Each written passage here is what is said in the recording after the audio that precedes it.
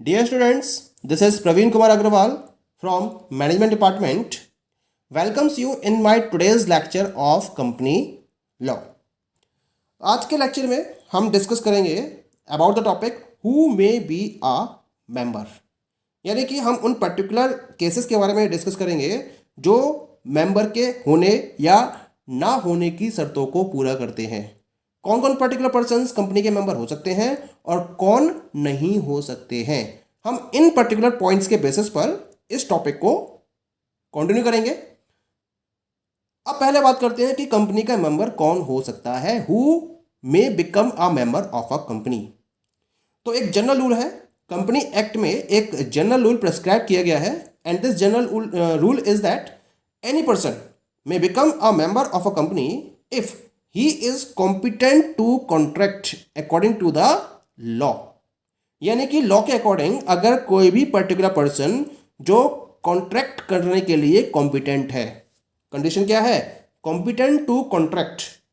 अगर कॉन्ट्रैक्ट करने के लिए कॉम्पिटेंट है तो वो पर्सन कंपनी का मेंबर बन सकता है। That is the must condition, केवल एक यही कंडीशन है कि that person must be competent to contract. और अगर वो इस कंडीशन को फुलफिल नहीं कर रहा है तो वो कंपनी का मेंबर नहीं बन सकता है। अब हम बात करते हैं उन पर्टिकुलर पोजीशन की, सर्टेन पर्सन्स के रेफरेंस में जो कंपनी के मेंबर नहीं बन सकते हैं या कंपनी के मेंबर बन सकते हैं। तो उन पर्टिकुलर पोजीशंस को हम डिफरेंट पॉइंट्स के बेसिस पर डिस्कस कर सकते हैं। The first one is that is the minor person. क्योंकि माइनर पर्सन क्या होता है, the minor person is not competent to contract, यानी कि लॉ के अकॉर्डिंग फिर क्या होगा, लॉ के अकॉर्डिंग ये माइनर पर्सन कंपनी का मेंबर नहीं बन सकता है। क्योंकि कोई भी अगर एग्रीमेंट साइन होगा तो उस पर ये साइन करने के लिए कैपेबल नहीं होता है। पहली बात तो ये है, ठीक है। और ना ही ये राइटिंग में लिखकर दे सकता है कि कंपनी का मेंबर बनना चाहता है। इसी वजह से एक जो माइनर है that person can not become the member of the company. लेकिन कुछ पर्टिकुलर कंडीशंस ऐसी होती हैं जिन कंडीशंस में एक माइनर को कंपनी का मेंबर बनाया जा सकता है। वो कंडीशंस क्या है, यहाँ पर दो कंडीशंस हैं। The first condition is that the shares are fully paid up. अगर शेयर्स फुल्ली पेड अप है, और दूसरी कंडीशन है the minor applies through his natural guardians. और जो माइनर है वो अपने नेचुरल गार्जियंस के थ्रू अप्लाई करता है। अगर ये दोनों कंडीशंस एक साथ सेटिस्फाइड होती हैं तब केवल इस केस में एक माइनर को मेंबर बनाया जा सकता है। अदरवाइज माइनर को किसी भी कंडीशन में मेंबर नहीं बनाया जा सकता। Point is clear. Now come to the second point, persons of unsound mind. Clear है। If we are talking about the persons of unsound mind then he is not also competent to contract। ये भी contract करने के लिए competent नहीं होता है। इसी वजह से अगर कोई वैलिड कॉन्ट्रैक्ट होगा तो ये किसी भी वैलिड कॉन्ट्रैक्ट को फॉलो नहीं कर सकते पर्सन्स ऑफ अनसाउंड माइंड। इसी वजह से ये किसी कंपनी के मेंबर नहीं बन सकते। Clear. Now talk to the third point. Third is insolvent. Suppose there is a person who was a member of a company before he is declared insolvent, but when he become insolvent then he will remain the member of the company so long as his name appears in the register of members।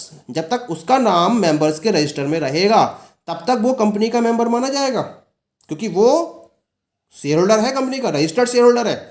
तो उसके पास से जो share holder की जो property है, जो shares जो उसके शेयर्स के फॉर्म में जो उसकी अमाउंट है वही तो इंसॉल्वेंट होने के बाद उसके पास से उसके असाइनीज को ट्रांसफर हो जाती है। लेकिन जो उसकी मेंबरशिप है वो ट्रांसफर नहीं होती है, और वो जब तक उसकी मेंबरशिप बनी रहती है तब तक कंपनी में उसके मेंबर्स के राइट बने रहते हैं। वो वोट करने के लिए तो एंटाइटल्ड है, लेकिन जो उसके शेयर्स के रेफरेंस में बेनिफिशियल राइट्स हैं वो खत्म हो जाते हैं। Point is clear. यानी कि जो कंपनी का ऑफिशियल रिसीवर है, मतलब जो इंसॉल्वेंट के बेसिस पर कंपनी का ऑफिशियल रिसीवर बना है या एसानी बना है, वो कंपनी का मेंबर नहीं बन जाता है। तो मेंबर्स के राइट किसके पास रहेंगे, उस इंसॉल्वेंट पर्सन के पास रहेंगे।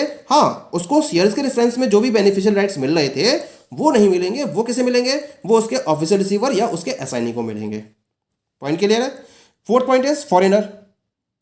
फॉरेनर्स भी किसी भी कंपनी के मेंबर बन सकते हैं क्योंकि ये कॉम्पिटेंट टू कॉन्ट्रैक्ट की कंडीशन को फुलफिल करते हैं। हाँ, एक कंडीशन है इसके अंदर कि अगर आपके कोई एनिमी कंट्री है तो उस एनिमी कंट्री का कोई भी सिटीजन इंडियन कंपनी का मेंबर नहीं बन सकता है। और सपोज करिए कि कोई एग्जिस्टिंग मेंबर है और जिस कंट्री का वो एग्जिस्टिंग मेंबर है वो इंडिया की एनिमी कंट्री बन जाती है तो ऑटोमेटिकली उसकी मेंबरशिप भी क्या हो जाएगी, खत्म हो जाएगी, फिनिश हो जाएगी। Clear. Next one is the non resident Indians, NRIs. कोई भी एनआरआई पर्सन है या नॉन रेजिडेंट इंडियन है, he can by shares in any Indian company.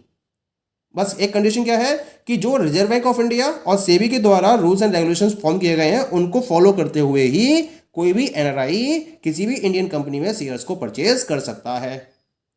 Clear. Next one is the partnership firm.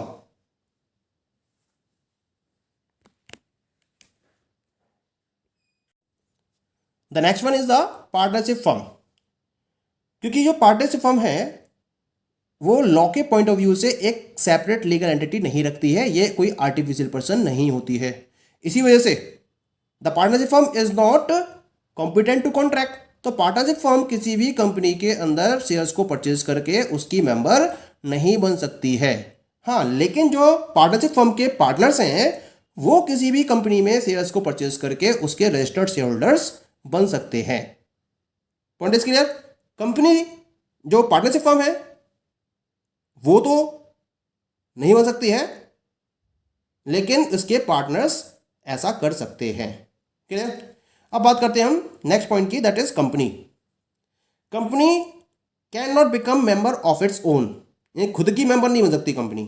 लेकिन अगर कोई कंपनी दूसरी कंपनी में मेंबर बनना चाहे और उस अनदर कंपनी में उसके मेमोरेंडम और आर्टिकल में ऐसा प्रोविजन कर रखा हो तब एक कंपनी उस कंपनी की मेंबर बन सकती है बाय परचेजिंग इट्स शेयर्स।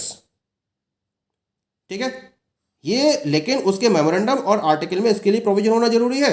अगर ऐसा है तब तो एक कंपनी दूसरी कंपनी में शेयर्स को परचेज करके उसकी शेयर होल्डर बन सकती है, उसकी मेंबर बन सकती है, अदरवाइज ऐसा पॉसिबल नहीं होता है। Now come to the next point. The next point is the subsidiary company. Subsidiary मतलब मैंने पीछे डिस्कस किया था in the different types of companies. एक होती है होल्डिंग कंपनी और दूसरी होती है subsidiary company. A subsidiary company can not be a member of its holding company. Subsidiary company क्या करेगी, होल्डिंग कंपनी के अंदर शेयर्स को परचेज नहीं कर सकती, उसकी मेंबर नहीं कर सकती। ऐसा क्यों है? बिकॉज एनी अलॉटमेंट और transfer of its own shares by a holding to its subsidiary company is void. Law के पॉइंट ऑफ व्यू से ये वॉइड है, यानी कि अगर कोई होल्डिंग कंपनी अपनी सब्सिडरी कंपनी में शेयर्स को ट्रांसफर करना चाहे या उसको अलॉट करना चाहे then it is totally void from the point of view of the act. That's why any of the subsidiary company can not become the member of its holding company. Clear? वो उसकी subsidiary company है और subsidiary company ही रहेगी, उसमें membership को वो gain नहीं कर सकती। Now come to the next point, this is the cooperative society.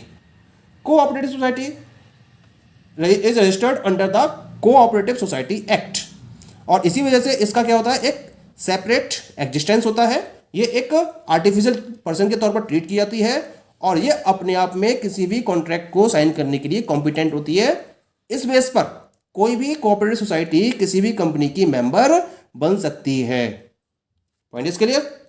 Now next one is the registered society. The same case is with the registered society also. और registered society क्योंकि ये क्या होती है, ये रजिस्टर्ड होती है under the society registration act 1860 और इस एक्ट में रजिस्टर्ड होने की वजह से ये एक सेपरेट लीगल एंटिटी के तौर पर ट्रीट की जाती है। इसी वजह से रजिस्टर्ड सोसाइटी भी किसी कंपनी के अंदर मेंबरशिप को गेन कर सकती है उसके शेयर्स को प्रॉपर्ली परचेज करके। Point is clear? Next one is that is the trade union. Trade unions ये भी क्या होती है, ये भी एक बॉडी कॉर्पोरेट होती है जिसका अपना एक सेपरेट लीगल एग्जिस्टेंस होता है फ्रॉम इट्स मेंबर्स। देखो आपने वो डिफरेंट ऑर्गेनाइजेशंस जो वर्किंग में होती हैं उनकी ट्रेड यूनियंस बन जाती हैं और वो ट्रेड यूनियंस क्या करती हैं, वर्कर्स के वेलफेयर के पॉइंट ऑफ व्यू से अपने एक्टिविटीज़ को रन करती हैं। तो अगर मैं किसी भी ट्रेड यूनियन की बात करूं तो वो एक सेपरेट लीगल एग्जिस्टेंस रखती है अपने मेंबर्स के बिहाफ पर, यानी कि उसका एग्जिस्टेंस अपने मेंबर्स के एग्जिस्टेंस से बिल्कुल अलग होता है, और वो एक सेपरेट लीगल एंटिटी की वजह से कॉन्ट्रैक्ट के लिए कॉम्पिटेंट होती है, और इस बेसिस पर कोई भी ट्रेड यूनियन किसी भी कंपनी के अंदर शेयर्स को परचेज कर सकती है in his own name. Next one is that is the Hindu undivided family, HUF। अगर मैं HUF की बात करूं, हिंदू अनडिवाइडेड फैमिली की बात करूं, तो ये अपने आप में एक लीगल पर्सन नहीं है। लेकिन अगर इनकम टैक्स एक्ट की बात करें तो इनकम टैक्स एक्ट में टैक्स के पर्पज से इसको एक पर्सन के तौर पर ट्रीट किया जाता है, लेकिन इसकी एक legal existence, separate legal entity नहीं होती है उसकी, ठीक है। HUF का रिप्रेजेंटेशन उसके मैनेजर से होता है, यानी कि कर्ता, हम एक वर्ड यूज करते हैं कर्ता, तो HUF is represented by it's कर्ता, यानी कि जो उसको मैनेज कर रहा है, जो उसका मैनेजर है। HUF अपने मनी को शेयर्स में इन्वेस्ट कर सकती है और उसके शेयर्स को उसके हेड ऑफ द फैमिली के नेम पर रजिस्टर्ड किया जाता है, यानी कि हिंदू अनडिवाइडेड फैमिली में जो उस पर्टिकुलर HUF का हेड है, जिसे हम कर्ता के नाम से जानते हैं, वो क्या कर सकता है, वो किसी भी कंपनी के अंदर शेयर्स को परचेस कर सकता है और उसके नाम को रजिस्टर्ड किया जा सकता है। इस बिहाफ पर he can become the member of the company, यानी कि शेयर्स HUF के नाम पर नहीं, जो उसका रजिस्ट्रेशन होगा मेंबर के तौर पर वो HUF के नाम पर नहीं होगा, बल्कि head of the family member, यानी कि उसके खुद के नाम पर रजिस्ट्रेशन होगा, वो खुद के नेम के बेसिस पर कंपनी का मेंबर बन सकता है। Clear. Next one is the trust. Trust भी एक लीगल पर्सन नहीं होता है, इसी वजह से वो किसी भी कंपनी में मेंबरशिप के लिए अप्लाई नहीं कर सकता, मेंबर नहीं बन सकता। लेकिन जो इसके ट्रस्टीज हैं वो अपने इंडिविजुअल नेम से किसी भी कंपनी के अंदर शेयर्स को परचेज कर सकते हैं, शेयर्स को होल्ड कर सकते हैं और उस कंपनी के मेंबर्स बन सकते हैं। Clear. And the last one is that is the joint membership और जॉइंट शेयर होल्डर्स। अगर दो या दो से ज़्यादा बंदे किसी भी कंपनी में शेयर्स के लिए अप्लाई करना चाहें तो वो ऐसा कर सकते हैं, और जो शेयर्स अलॉट किए जाएंगे वो उनके जॉइंट नेम से अलॉट किए जाएंगे, और जो कंपनी के मेंबर्स ऑफ रजिस्टर में नाम लिखा जाएगा वो जॉइंट होल्डर के नाम पर उनके नाम को रिप्रेजेंट किया जाएगा। Clear. So these all are the conditions under which the persons may become or not become the member of a company. Okay, thank you.